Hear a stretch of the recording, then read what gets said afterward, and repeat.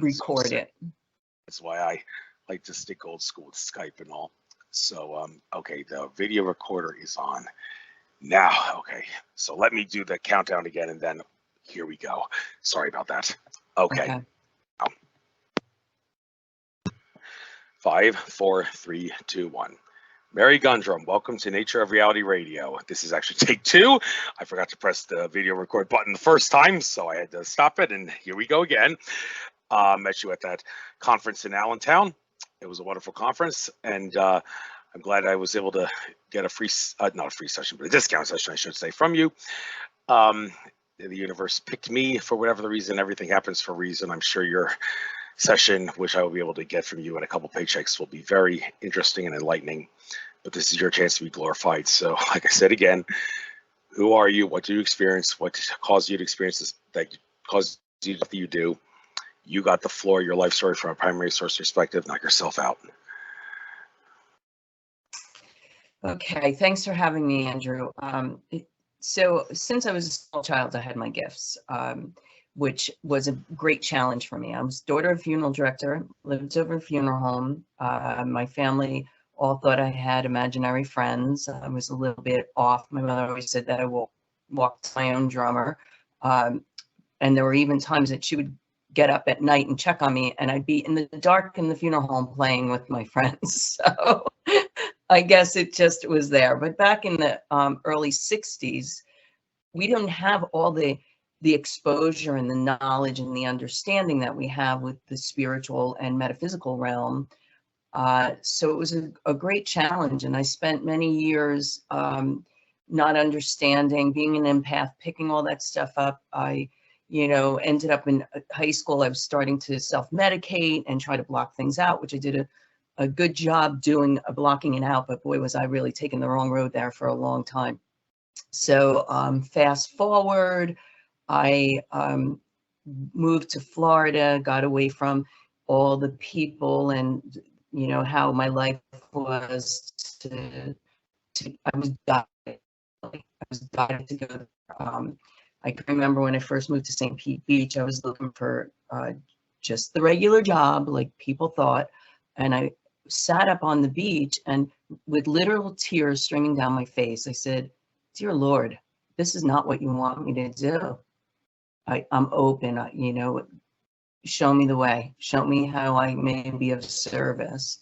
So I met this Reiki master, spiritual healer, minister, and he started to work with me, and I started to open up with my gifts. And I guess it was probably about 15 years ago that I really started to work with my psychic abilities.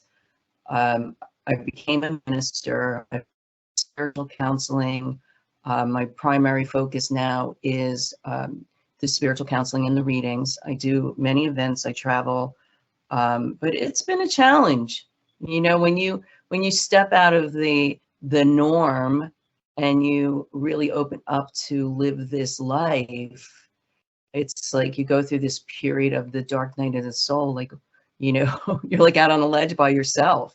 You don't really have a clear understanding of, where you belong or what's going on. But you just got to hang in there and believe and be patient, because things start to really unfold when you work with spirit and your guides and you trust and let go of those false program beliefs of what society says we should be, or, what you're worrying about what family members and other people think of what you're doing. That I laugh because my family thought I was nuts before. And now that it's like, who cares? I'm just doing who I am, and this is what I'm supposed to be doing. And I was at a show once, and somebody asked me, what exactly do I do? And I said, I spread love and uplift others. I create that vibrational frequency that we all should be doing. That's our purpose for being here. I'm grateful for my gifts. More and more, I'm opening up to mediumship. So I do have loved ones that come in on readings, and it's what I'm called to do. This is why I'm here, and I'm here to also mentor other people to tap into their gifts and to help spread the love and and raise the vibration of this pretty chaotic world at this time. We were really all falsely programmed and from birth. This is my belief on this. You know, we come into this world as perfect little babies, and we trust that we're going to have all our needs met. And then somewhere along the line, you know, the fear and the worry and the anxiety and all those negative emotions come flooding in, when in truth, we need to stay connected to that divinity and that trust, just knowing that everything's right where it's supposed to be, and we always get what we need. We might not get what we want, and you know, we're safe and protected if we trust in that. I know that when my life was really difficult, it was when I was trying to make it happen the way I thought it was supposed to happen. You know, I was driving, and once I took my hands off the wheel and trusted in my guides and spirit, things started to fall into place. I mean, we do still, you know, I still get challenges along the way, but they are presented for us, because life does occur for us and not to us, and they are our stepping stones to growth, you know. So when things knock you off your feet, when life sends you that curveball, you got to ask, well, where's the lesson? What's in it for me? Why is this occurring? And not be like, oh no, here it goes, waiting for the other shoe to drop, because it's really a choice. When you wake up in the morning, you know, if you choose to be grateful and to give thanks and let the day flow, it's a much better life. So programmed. I have a podcast. We were talking about shows and guests. My podcast is on Wednesday, every Wednesday from 4 to 5. And yesterday's guest missed the show. So I get what you're saying, Andrew, about having a challenge. And then, you know, I've had internet challenges and getting dropped off in my show.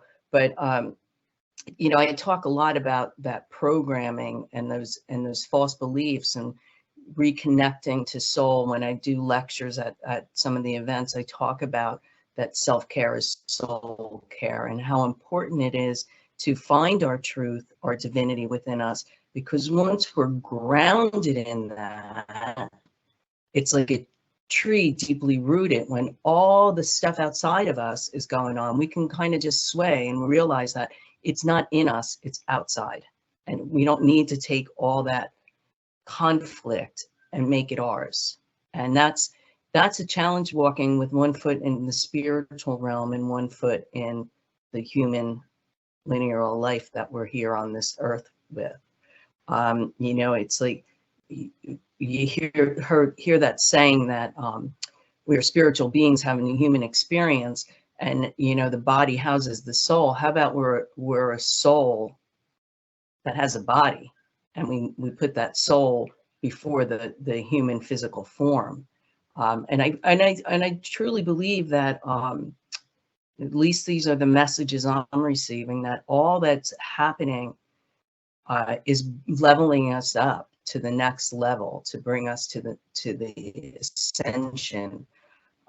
Because it's any evolution, which we are constantly evolving, there's usually a upset, a breakdown, because you have to break down the foundation to rebuild. You can't build on a rocky foundation and face it. It's not just on a whole of the collective. Each individual person is experiencing this. I'm not an astrologer, but I have been following some really good astrologers, and I do get my chart done twice a year. The planetary alignments right now with Pluto, this is exactly what's supposed to be occurring. It's really very interesting to watch, because you can see, predict, understand better if you follow all the, you know, you connect all those dots, because we are all connected. We truly are. So I do all my services. They're over the phone primarily, unless because I travel a lot. You can schedule anything, any of my services at my website. But with the spiritual counseling, I do offer a free 20-minute call, because a lot of people don't understand what it is. They have questions, And, you know, I'm not the right fit for everyone, or they're not the right fit for me either. So I give that opportunity to have that call to see how that works. And then we take it from there. And then my readings are also on the website. People ask about a lot of things in readings, and so much want, you know, what the future holds. And it's not fortune telling what I do. You know, I'm sure there's fortune tellers out there, but you can't predict a future when there's free will involved. You can do a probable, but there's always free will. You have a choice to go down one road or another road. And that's really what happens in our lives. You know, it's the choices that we make. We do co-create our lives with source, but if we let go and follow the guidance, then things come out a little bit better on the other end. I know that, like I said about early in my life, man, did I take the hard road here. I really did. You know, the drugs, the alcohol, and looking for all my happiness and my love and everything outside of myself. And once you realize it's all within, it changes everything. It really, truly does. It's a good feeling to know that you can sit in the stillness and really, truly have peace and joy in your life, that you don't have to be busy or, you know, getting approval of other people or having other people around. It's that oneness of the quiet connectedness, you know, taking that walk in nature and really feeling connected to the trees and the birds. I love nature. I love just sitting and listening in the morning to the birds singing. And they have their language. You can hear one, and then in the distance you hear another one answering. It's amazing. It really is. And when you start to clear that false beliefs and the societal programming, and you clear that from your sight, you start to open up that third eye vision and really see beyond what the human eyes show us. And that's my goal, to help others. And that's, you know, a big part of the counseling, where that comes in. And my readings, spirit, my guides, when I open up, I always open up for the things to bring my client to their highest best. So, you know, and I always say you can ask questions, but you might not get the answers because it's not the time for you to get the answer. And you know, you'll get things sometimes you don't want to hear because you don't want to make the changes. You don't want to go back and heal. You don't want to peel that scab off the wound and start digging in deep to really clean out the traumas, because it can be very painful. So, but until we do that, we're not going to have a clear, joyous journey in life. And there is a lot of good. There's a lot of good in the world. There is a lot of good in the world. It's funny you say that. Well, there is, but it seems like 2023.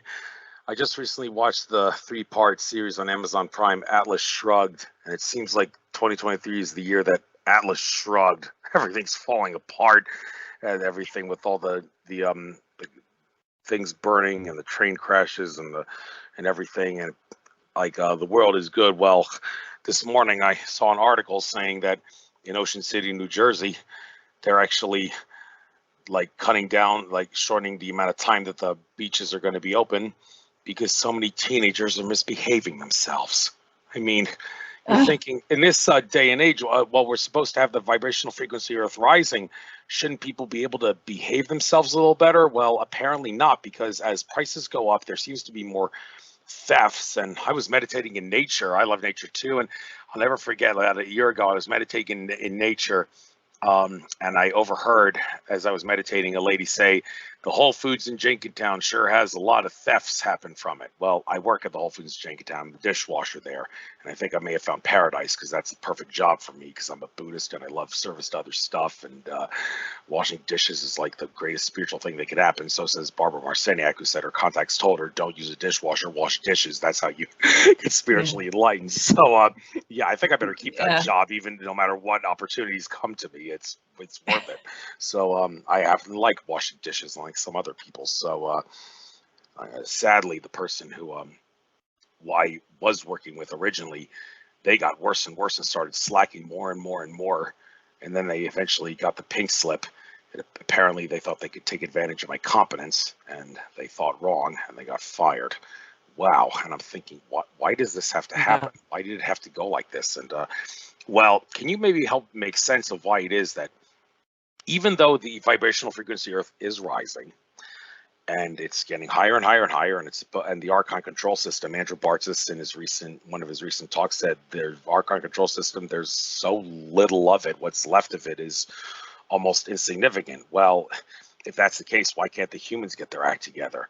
I mean, like I just said, in Ocean City, they've had to enforce stricter rules and policies and cut down on the amount of hours at the beach open because so many teenagers are misbehaving themselves, getting drunk, shoplifting, unruly behavior.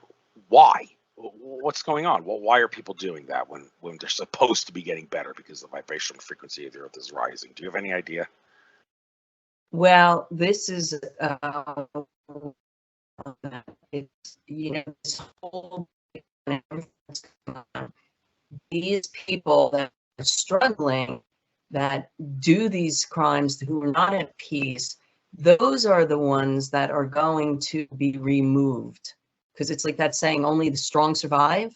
It's the strong in the spirituality, the strong in the kindness and the love. There's a big shift coming. And it's like, if you're, like I said earlier, about being grounded in your faith and your divinity, that's what's going to keep us here. Those people, Pluto's back around, and Pluto's job is to expose the negative and the bad and the corrupt and raise it up to the surface so it can be removed. And I feel like all of that behavior is part of it because they're not getting it.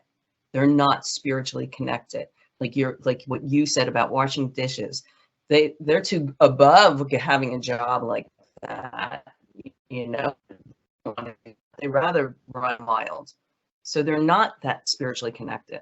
And by the way, I do like washing dishes as well. There's something meditative about it. It's just really, the cleansing, the meditation, the process. I enjoy washing dishes.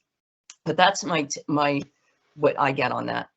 Yeah. And I just recently started wearing a poncho in the dish room. Every night I was going home soaking wet and cold, and I was like, screw this. I got a poncho. I might as well wear it. And the manager said, you could have put this on a long while ago. You have our permission to wear this. That's a great idea. Go ahead and wear that. And well, it's fun to get wet, but not when it makes you really soaking cold and wet and all. So, but anyway, okay. You said you've had problems with drugs and alcohol in the past, and so have a lot of other people. When it comes to alcohol, I made a very, very great decision. I don't really drink anymore. I say that, but when I went to Allentown for the diet, I decided, first time in like a year or so, I would drink in my hotel room, and I did, just for the fun of it. It's a rare exception just to celebrate the occasion, but I don't actually drink. That was the first time in like a year that I've drunk, and I don't know when I'm going to ever do it again, if ever. Maybe even next time I take a trip or something, I will. But I've actually switched to kava kava. Kava kava is the shamanic and theogenic substance of choice of the Pacific Islander people.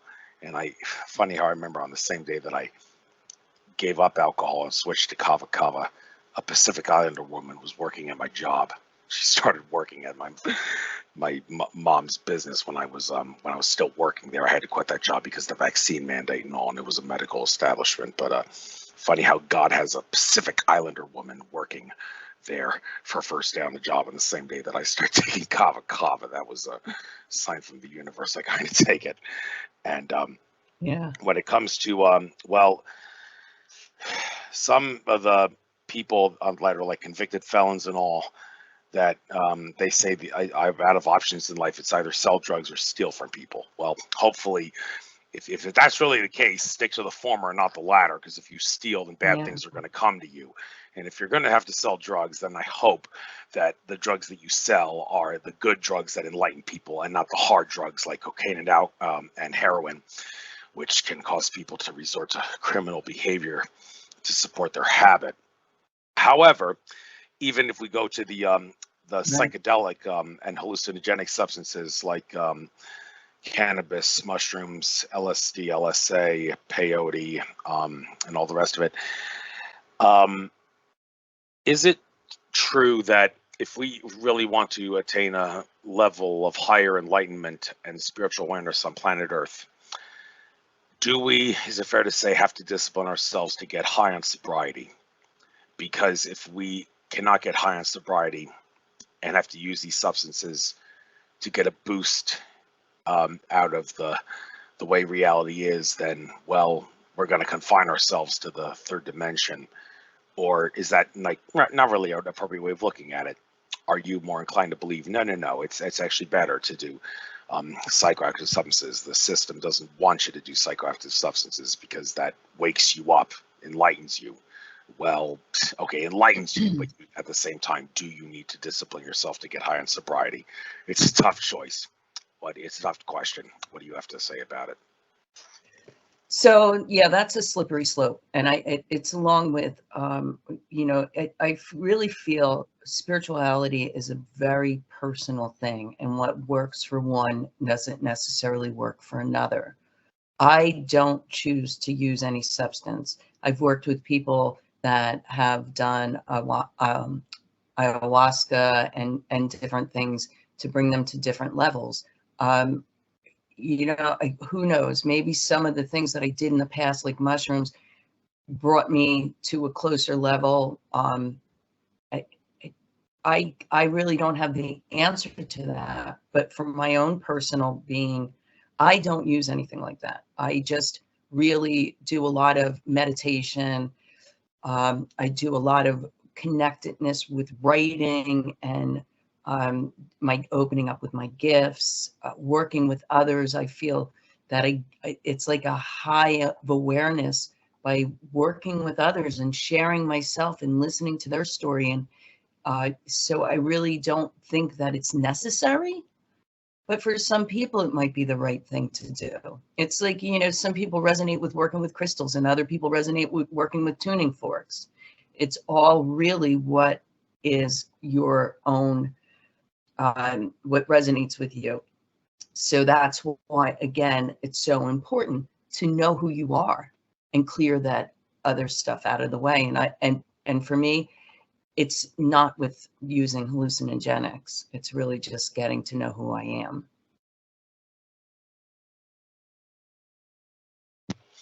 Yes, I've gotten experience with that too. I've made a trip to Peru to do ayahuasca in San Pedro, as well as a trip to Arizona to do peyote, and I do have a goal of going to Africa one of these days to try iboga in a ritual ceremony there.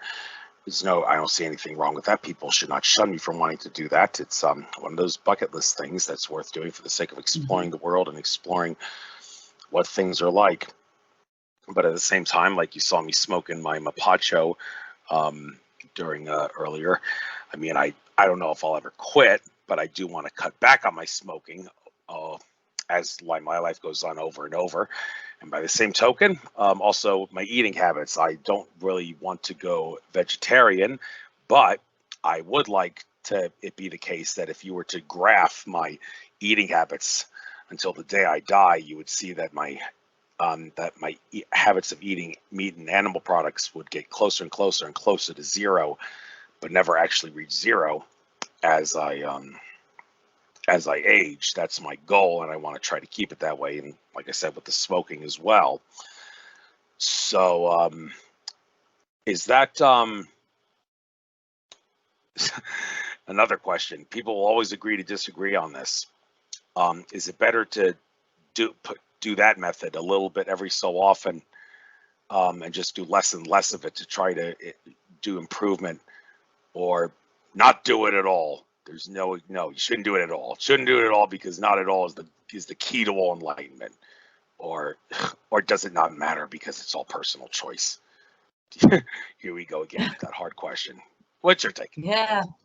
So I do believe it's all personal choice. I studied nutrition. I have a background in it. And it's one man's food is another man's poison. Our bodies are different. So here again, I'm saying to really connect to your body, you'll know what food heal for you. I studied over 100 different dietary theories. Myself, I didn't eat meat for a lot of years. I ate fish. I would eat eggs. I would eat cheese, but I didn't eat red meat. And I started to eat red meat again. But I am an O blood type, and the O's, they need their meat proteins. I don't eat a whole lot of it. At home, I usually just eat more of a vegetarian type diet. But when I'm out, yeah, I like a good steak once in a while. For me, it's more of a balanced moderation. But my thing with food is it really food that we're eating today? Because there are so many processed things, and garbage in, garbage out. So if you eat crap quality food, it's going to affect your way of thinking, how you feel, how active you are. Okay, starting recording. The Skype recorder is okay, there we go. So is the clock? Okay, now it's recording. All right, you were saying garbage in, garbage out, and then after you finish this segment, I think I'll make the announcement for pay-per-view, and then we'll go a few more things that'll be pay-per-view only. So knock yourself out. You were saying garbage in, garbage out when it comes to food. Yeah. So nowadays it's a real challenge to find some good, clean food.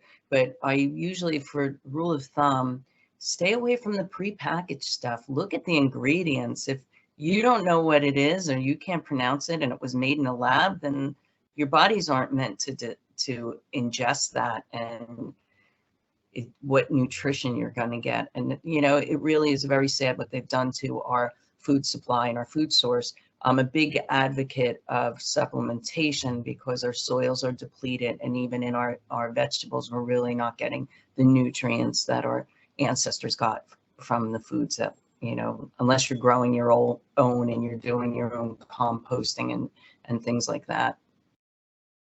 Mm-hmm. You say made in a lab. Well, what do you mean by that? Is a kitchen a lab? Or no, that's the kind of silly. No. What do you mean by no, I'm talking about the preservatives and the colors and the additives. Yeah. Yes. Now, this is the part where I should say, all right, listeners, because this show had another glitch with the overheating computer, and I want to tell you folks, I am going to be getting a new computer, so this shouldn't be happening. I'm going to switch from a laptop to one of those big PCs. Seems like everybody goes to laptops nowadays, but if overheating is a problem, then a PC is probably the way to go, and I don't really take my computer when I travel anywhere, so I think it's better to just stick with a PC and leave it at that, so I don't have to deal with this anymore. You guys don't have to deal with glitches in the shows and